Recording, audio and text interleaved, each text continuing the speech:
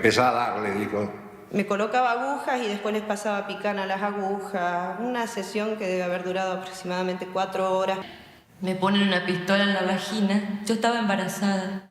Esperaré serenamente, con tranquilidad espiritual y de conciencia, el juicio de Dios y de la historia a mi conducta. Señores jueces, más allá de toda justificación, de todo perdón, de toda amnistía, la historia no los absolverá.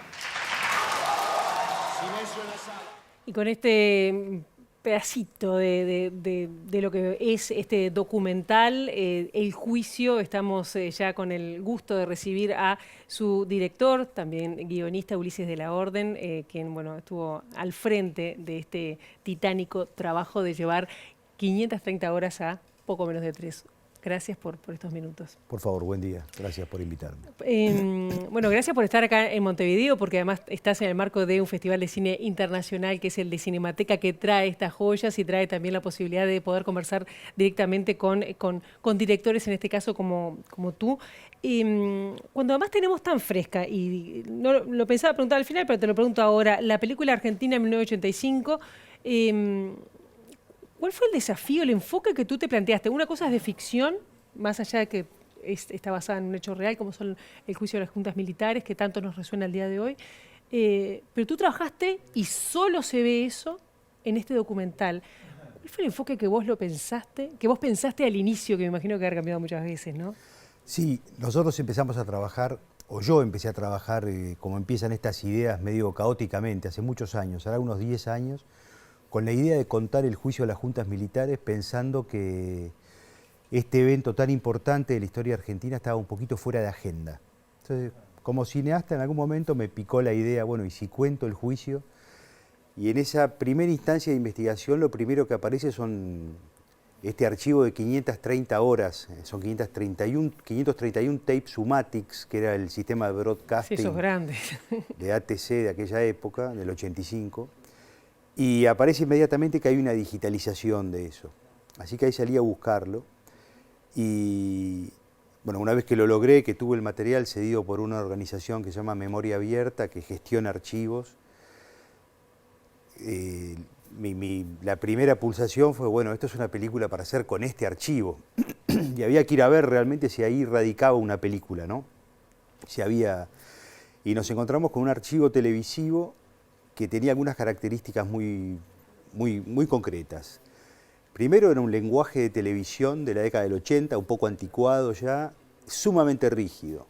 Pero había ahí los testimonios de primera mano, dichos por primera vez en sede judicial, con una democracia de 2 años. O sea que el juicio está hecho a flor de piel, digamos, ¿no? Las testigos y los testigos que testimonian, muchos que incluso vienen del exilio a testimoniar, tienen un coraje, una valentía y una decisión de hacerlo, lo mismo que la Fiscalía y los jueces, ¿no? Y bueno, un poco la motivación era contar este juicio para toda la juventud que nació en democracia. Ya están cumpliendo 40 años este año, en Argentina estamos conmemorando 40 años ininterrumpidos de democracia. Y entre muchas otras variables, yo creo que este juicio fue realmente el parteaguas. Después de este juicio en Argentina nunca más va a haber, ojalá, pero creo que nunca más va a haber una dictadura militar y una solución por la vía de la violencia, los problemas políticos y que tenemos y económicos, que son muchos, digamos, ¿no? Entonces, creo que a pesar de todo, nuestra democracia es sólida y en gran parte gracias a este juicio. Bueno, esa era la idea de contar este juicio. ¿Cómo fue la selección del material? Porque recién veíamos el último que hablaba era Galtieri. Hablan poco, hablan muy poco los militares. Lo que hablan es lo justo. Hay momentos hasta de humor, a mí me sorprendió, pocos, pero hay que de alguna manera hacen aflojar un poco, y testimonios desgarradores. También muy cuidados me parecieron, ¿no? Esos testimonios duros, pero se pueden ver. ¿Cómo fue esa selección? Porque me parece que ahí radica también el qué es lo que vos querías mostrar, porque deben haber otros que son mucho peores. Bueno, nosotros hicimos una primera instancia de trabajo de visualización y catalogado de las 530 horas de archivo. Eso nos llevó como 7 meses. Y ese catalogado y planillado de todo el material fue fundamental para poder editarlo, ¿no? Nosotros fuimos a contar la historia del juicio, entendiendo que el juicio era una puesta en escena, hay un conflicto muy concreto, varios conflictos muy concretos y fuerzas que se oponen a partir de ese conflicto, y eso nos servía para estructurar la película, pero que teníamos que movernos con libertad en términos de cronología, había que armar una estructura dramática propia a la película.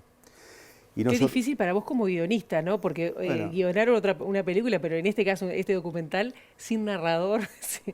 Llevó centenares de versiones de guión, 2 años de montaje, docenas de versiones de montaje, ¿no?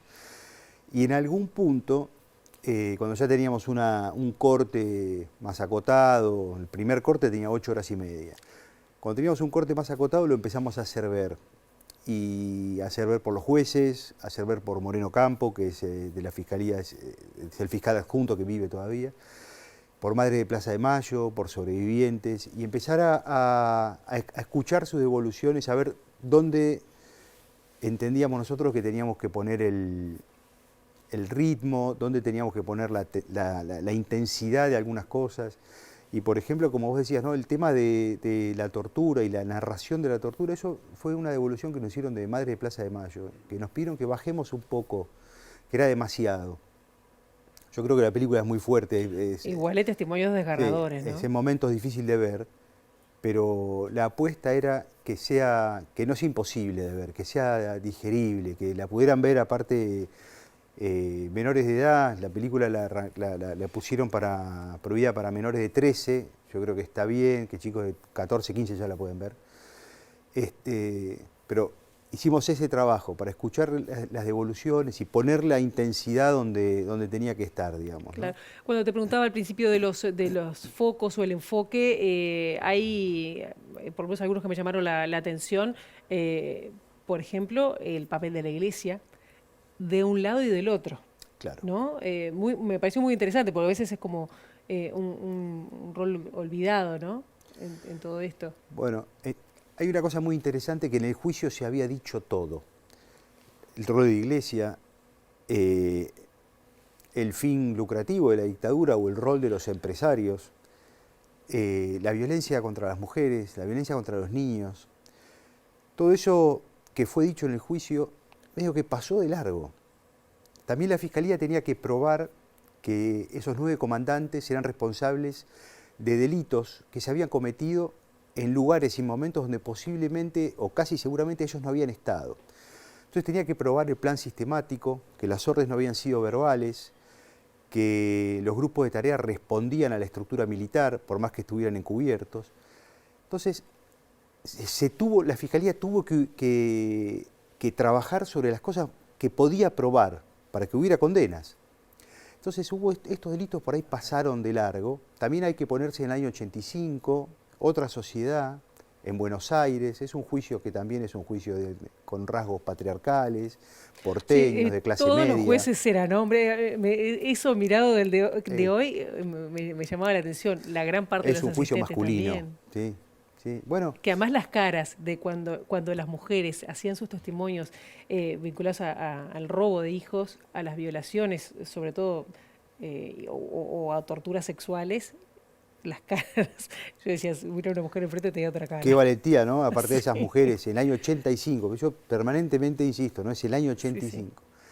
Sí. Y de todas formas, el gran logro es que el juicio se haya terminado, que se haya hecho, digamos, ¿no? Que todo esto haya sucedido, que hayan habido sentencias. Entonces hubo delitos que pasaron de largo, pero que luego esos testimonios son prueba para todos los juicios que se siguen haciendo hasta el día de hoy. Claro. Te quería preguntar también por si fue pensada la visibilidad que le diste a más de un caso de Uruguay. Porque hay, no sé si mencionar, pero bueno, uno es el de Sara Méndez, otro está mencionado el caso de Semán Michelini. Mira, ¿Lo pensaste o surgió? Porque además sale el tema de la coordinación. Claro. ¿Quisiste meterlo? En el año 85 no se hablaba de Plan Cóndor todavía. El Plan Cóndor surge de una documentación que se le secuestra a un agente de la DINA chilena en un allanamiento en Buenos Aires posteriormente al juicio, que ahí había documentación que mencionaba el Plan Cóndor. A la altura del año 85 no se hablaba de Plan Cóndor, pero la Fiscalía sí presentó una cantidad de testigos que testimoniaban para contar la coordinación internacional. Nosotros trabajamos por tema, no por caso. Entonces no podíamos profundizar en cada caso, porque cada caso ameritaba una película en sí. Todo el tema de los uruguayos y toda la cuestión de automotores Orletti, y hay una película para hacer sobre eso.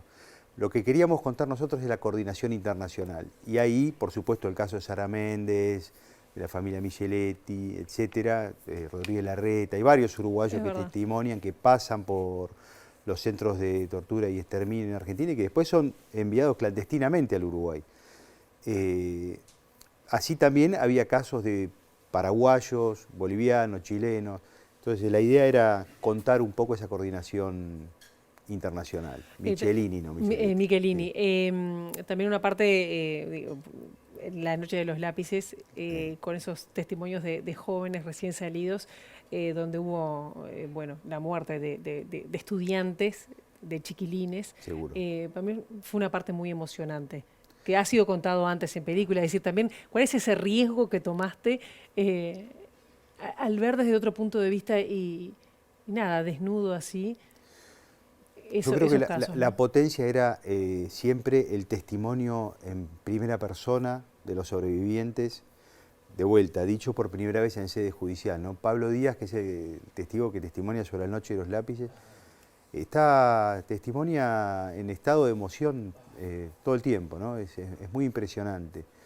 Y por supuesto que es un caso emblemático, pero es otro de los esfuerzos que hicimos, contar la edad de las chicas y los chicos que desaparecían, ¿no? Desde 14 años en adelante, además de los niños que desaparecían, de los niños menores, bebitos. Y las torturas a niños, ¿no? A niños, el peso estipulado, no vamos a decir lo que tenían que tener para poder torturarlos, y eso nos habló.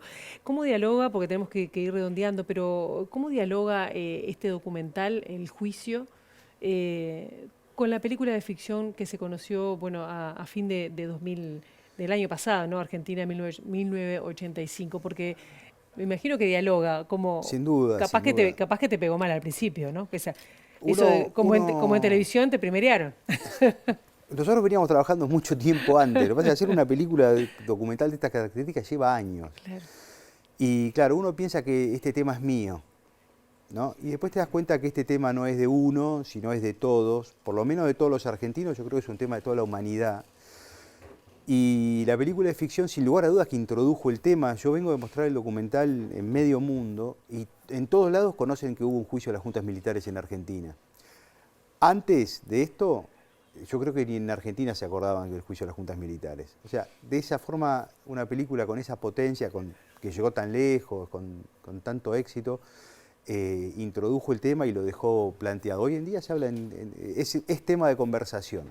Digamos, sí, ¿no? y facilita para ver el documental, que realmente, yo le comentaba a Ulises, es estremecedor, es iluminador también, y agradecerte por estar acá y también por el documental, porque realmente vale la pena verlo, porque es esa historia viva, historia o memoria que no podemos perder. Gracias y buen disfrute aquí por Montevideo. Seguro, vengan hoy a la noche a la Cinemateca, Sala Citarrosa. 19 horas en Sala Citarrosa se exhibe el juicio. Y los que no lleguen a verla hoy, en breve en quinoa.tv, quinoa con K. Y búsquenme en Instagram, si no. Ulises de la Orden. Gracias. Muchas gracias.